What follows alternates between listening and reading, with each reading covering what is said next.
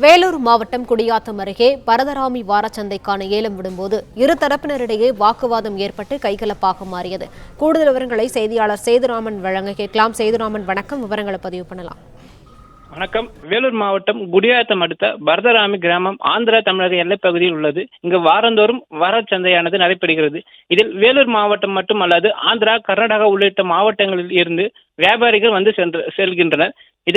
இதனிடையே பரதராமி சந்தைக்கான ஏலமிடும் நிகழ்வு குடியாத்தம் வட்டார வளர்ச்சி அலுவலகத்தில் நடைபெற்றது. இந்த வட்டார வளர்ச்சி அலுவலர்கள் மற்றும் ஒன்றிய குழு தலைவர் சத்யானந்தம் உள்ளிட்டோர் கலந்து கொண்டனர். மேலும் 150க்கும் மேற்பட்ட வியாபாரிகள் ஏலத்திற்கான ஏலம் கோருவதற்காக பதிவு செய்திருந்த நிலையில் ஏலமானது நடைபெற்றுக் கொண்டிருக்கும் போது திடீரென இரு தரப்பினருக்கு இடையே ஏற்பட்ட வாக்குவாதம் கைகலப்பாக மாறியது. இதனை அடுத்து அங்கு பாதுகாப்பு பணியில் இருந்த போலீசார் இரு தரப்பினரையும் சமாதானம் செய்து அனுப்பி வைத்தனர். மேலும் போலீஸ் பாதுகாப்புடன் ஏலம் தொடர்ந்து நடைபெற்றது. இதனால் குடியாத்த வட்டார வளர்ச்சி அலுவலகத்தில் பரபரப்பான சூழல் காணப்பட்டது. ஏற்கனவே 2 முறை வெவ்வேறு காரணங்களுக்காக பரதராமி வார சந்தை ஏலம் நிறுத்தி வைக்கப்பட்டது.